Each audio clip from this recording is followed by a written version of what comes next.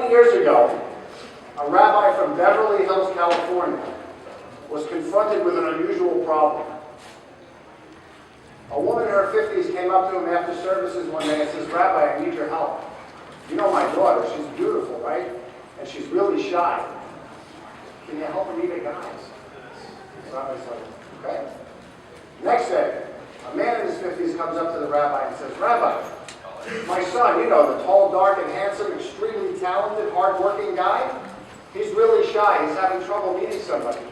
Can you help?" This went on and on, all of a sudden, like at a moment's notice. The rabbi's going, "This is not what I signed up for. When did I become a matchmaker? I've got other responsibilities." But he thought, okay, I'm the leader of this congregation. I've got to find a way to solve these problems. So he thought long and hard about it. He came up with a great idea. He said, "I'm going to invite an equal number of young men and young women on a Saturday night for a mixer. And I'm going to do an experiment." So he sent out his invitations. Saturday night came. It was perfectly attended. Everybody was dressed up. The girls looked amazing. The guys were dapper. Nobody had any idea what was coming. And he sat them all down and said, "Here are the rules. We're going to play a game tonight. You see that big table over there?" And he's assembled a couple of really long tables with two chairs opposite each other. There's a notepad and a pencil. Ladies, you're all going to sit on that side of the room. He moved them out. Gentlemen, you're going to sit on the other side facing the ladies. Speed dating. That was the origin of speed dating. He said, "I'm going to ring the bell, and you have 10 minutes to talk to the person opposite you. And then I'm going to ring the bell again, and guys, you're going to get up, you're going to move one spot to the left. Guy at the end, you come back, and we start all over. And this night doesn't end until every young man has a chance to speak to every young woman for 10 minutes. They were really excited about this. They didn't call it speed dating. I don't even know if he had a name. And he said, at the end of the night, everybody turns in their piece of paper, and you tell me, who do you think you would be interested in having a date with? How about that? How about that for innovation? So it took off. Of course, there was tremendous buzz about it. He had to do it this next Saturday night, then the next Saturday night, then all those that didn't get invited, their parents were calling them up and giving them the business. How come my daughter wasn't invited? You don't think she's as talented as the other one? And it spread like crazy. Pretty soon it was not just young men and young women, it was people in their 30s. Then it progressed into seniors. And it spread to churches and other houses of worship and venues and bars. Everybody wanted to get in on this because it was really exciting and it made perfect sense. Having a date creates a lot of anxiety. We've all been there, right? Nobody wants to be rejected. But when you're out there and you're meeting somebody for 10 minutes, okay, not interested, move on, you just keep moving on. It worked like crazy. Rabbi was feeling really good about himself. He was getting hugs from everybody. He was in the newspaper. It was a big deal. And he felt like he was helping people date and find their soulmates. Just like technology changed the wedding photography business, technology changed the speed dating business. All of a sudden, instead of having to go to these speed dating events where it took hours to prepare, of course you couldn't wear the same outfit you wore the last time, right? It sounds familiar. Now you can have a really nice photo online, you put a profile in, and now you're in the dating game 24/7. Totally changed everything. Today, 20% of all brides say they found their mate online. Many more than that tried. Maybe they were unsuccessful or it helped jumpstart it, but 20% from a recent survey. Pretty impressive number. And what was really cool about the online dating sites is now suddenly you got to do some marketing. So you can get creative. And your profile would say something like non-smoker, pet lover, looking for an incredibly attractive man with a 7-figure net worth. A condo in Palm Springs would be nice. And minimal baggage. That's the guy I'm looking for. Then there were other approaches that were like looking for somebody who's thoughtful, kind, good sense of humor, and is okay occupying 20% of the walk-in closet or less. And it was really fun. Everybody got a chance to market themselves. And as you know today, with eHarmony and Match.com and a million other sites that I'm not familiar with, that business has really grown. Well, the speed daters, who had really created a nice little business, were not so happy about all this technology. So they fought back. And they said, well, we can do something different. And they started going into a more of a niche play. So they said, we're going to have adults with young children, adults with young children that are difficult, adults with crazy exes, senior citizens, same-sex, interfaith, all kinds of niches. And they even had one where if you're a comic book enthusiast or a video game enthusiast, come dressed up and we'll have a giant speed dating party. I'm not making this up.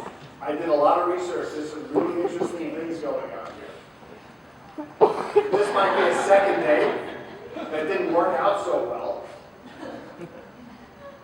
And so as you can see, today there's still some speed dating, but really the technology changed a lot of things. But one thing that was really consistent about the whole process is the opposite. The person you were trying to attract made their initial judgment on you by your physical appearance. Your appearance was everything, right? So you're wondering, what does this have anything to do with wedding photography? Right? Anybody wondering that? You already know. So it's kind of the same. If you fast forward to today, you have these brides who have access to all the photographers in this room, hundreds and hundreds of photographers, in-state, out-of-state. And how are they judging you?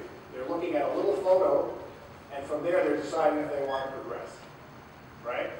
So imagine if wedding photographers and brides were matched up through speed dating. Let me show you what it might look like. I'm going to introduce you to a couple of my friends here. I have 3 photographers who are from different parts of the country. Excuse me. And we're going to start with Emily. Say hi to Emily. So this is going to be Emily's elevator speech at the speed dating for brides. Hi, I'm Emily. I'm a romantic at heart and find it hard to fight back tears whenever I hear a bride and groom exchange vows.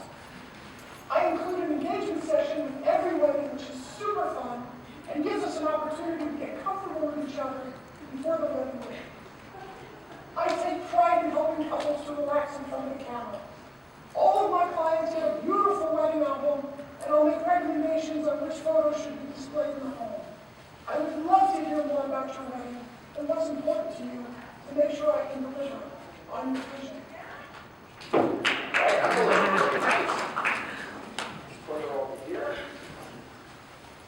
Now we've got a European guy with a really cool accent. Say hi to Mario. Hi, I'm Mario. I'm a former fashion photographer, and I started by shooting models, both regular size and the plus size. I find the beauty in every bride, and through a unique approach to lighting, I can create images that will make you proud to show to your children and their grandchildren. When you hire me, you get 2 photographers. I will be your personal paparazzi, following you around like the celebrities you will be, while the second photographer focuses on the other guests and what's happening behind the scenes. Let's make beautiful images together. Thank you, Mario. Okay, now we're going to meet a guy who might not appear as interesting, but you never know. He may surprise you. This is Tom. Say hi to Tom. Hi, I'm Tom. My company's Precious Moments. I let my images speak for themselves.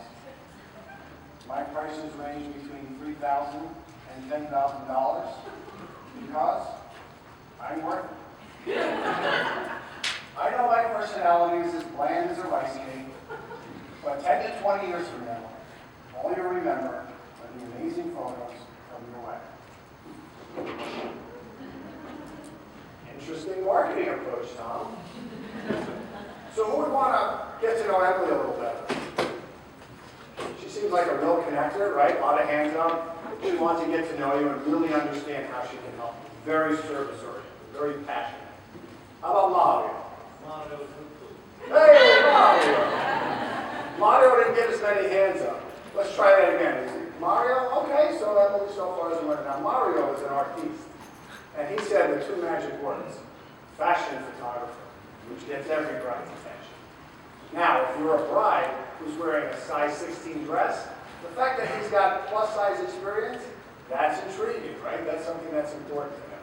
So that's Mario. Now, Tom. How about Tom? Who wants to spend more time getting to know Tom? We've got one hand halfway up, another one partially up. It's okay, Tom's a good guy.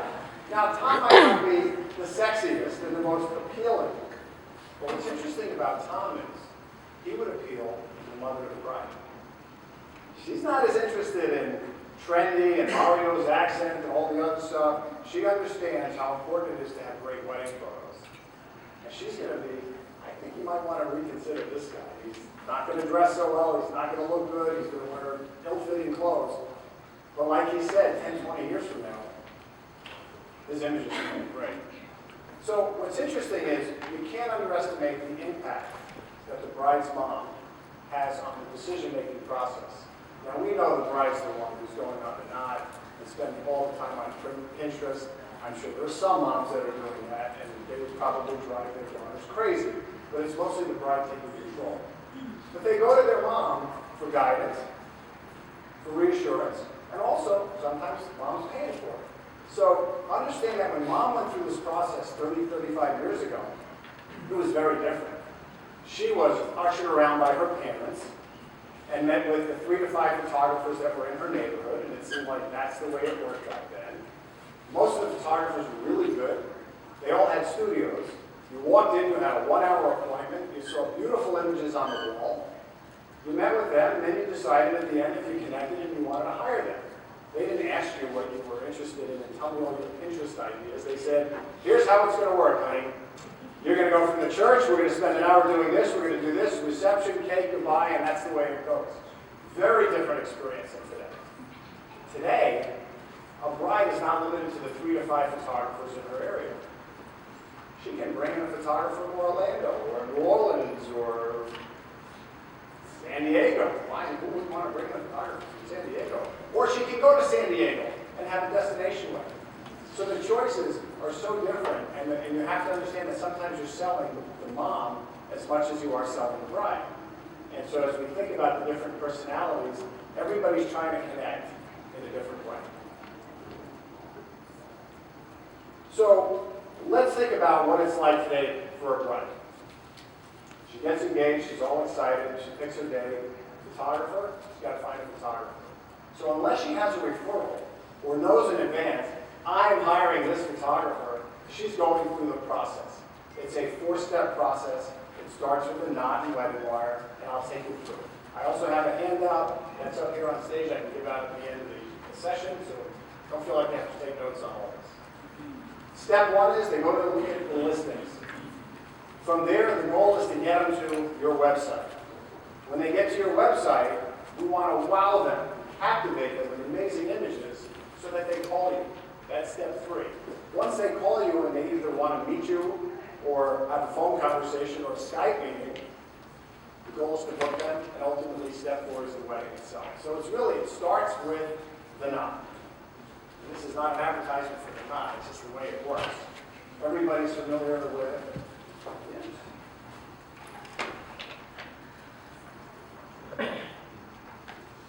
Very familiar site, right?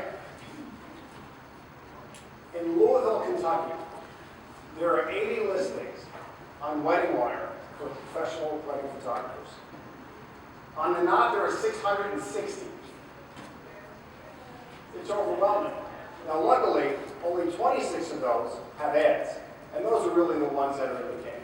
If you don't have an ad, it doesn't mean you're out. Somebody could be looking to find you, and it's great that your name is there, but they're mostly considering the photographers that have a presence.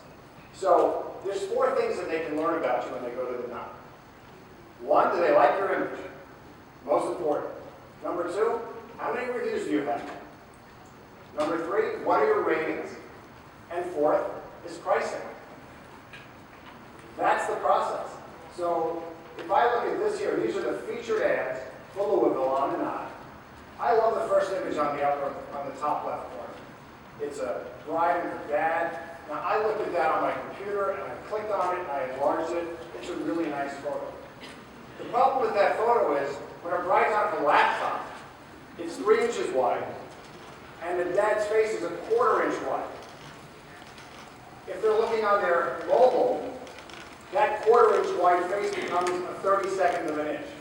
So while I love that photo, and if I saw it on the wall as a 30 by 40, lit properly, it would be stunning. Not sure it's a great photo for a knot. Same with the photo next to it. It's a nice shot. I don't think it's as impressive. There's just a lot going on there. Again, that's 3 inches. And the whole thing goes down to about 3/4 of an inch on the phone, depending on whether you're rotating horizontally or rotating vertically. What caught my eye was this photo. It was really dramatic. It's a nice shot of the bride and groom. It's raining. Maybe it was fake. Maybe it was staged. Maybe it was Photoshop. I don't know. But as a bride looking at it for the first time, it looked better than the other two. Here's a close-up of the big bridal shot with all the bridesmaids. Now, the little girl's laughing. She probably said something really cute and funny. I'm not sure that's a great representation of the photographer's work. If I'm a bride, or if I'm dating, I don't want to see my potential date and 9 of her friends. I want to see what she looks like. Photographers, brides are thinking, I want to see how I'm going to look. Show me something dramatic and inspirational. And so when you think about it, as you scroll through your ads on the knot and look at other listings, the most important thing is that that image has to be captivating. They have to fall in love with you in seconds because they are speed dating you on your listing.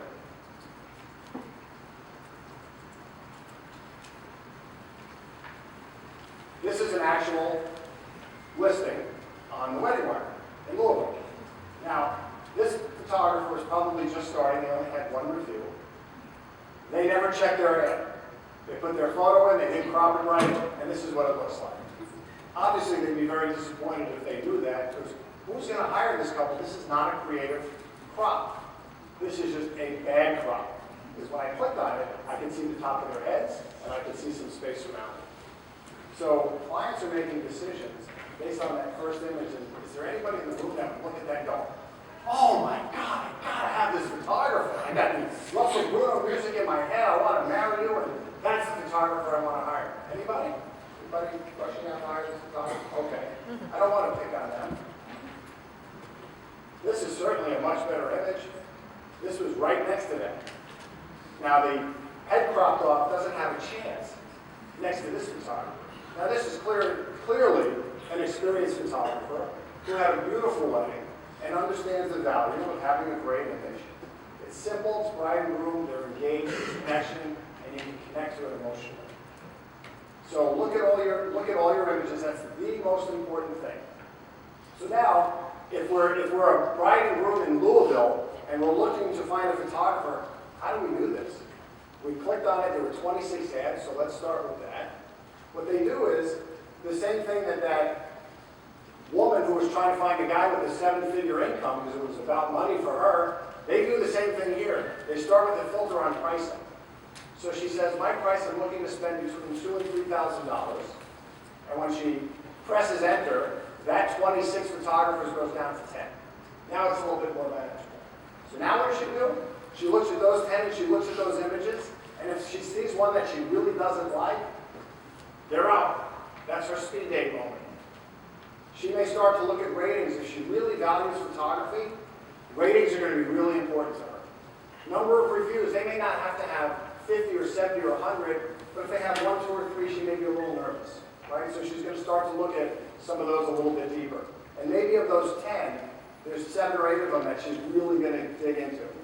At that point, she's going to look at the reviews and she's going to want to hear what others are saying. She's going to want to look at the portfolio and learn more and say, okay, let me see, I get it. Great first image, bride and groom under umbrella, that was dramatic.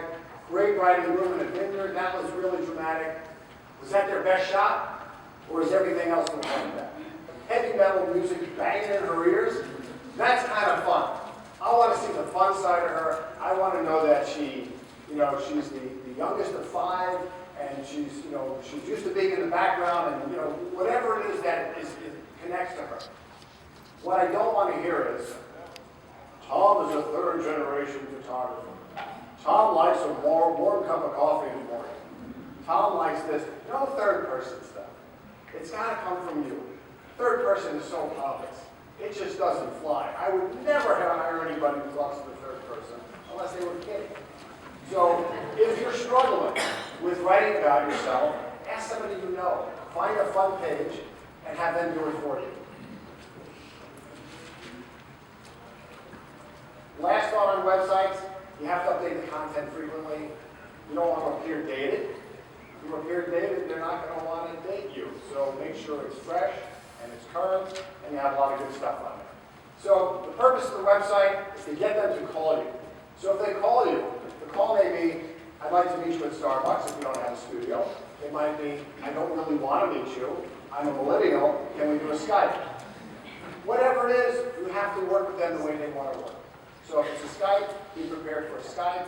The purpose of the conversation or the meeting is to see if you're a good fit for each other. Let them do the talking. They'll tell you what's important to them.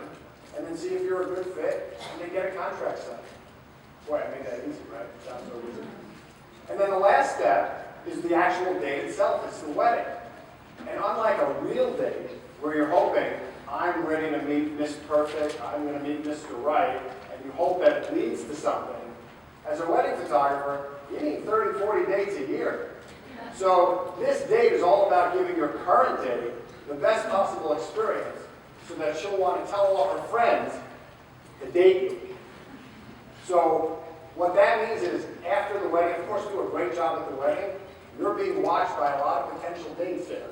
There's a lot of bridesmaids, there's a lot of moms. They're watching you. You're on display. So make sure you do a great job. You're courteous to everybody. You're handing out business cards where it's appropriate.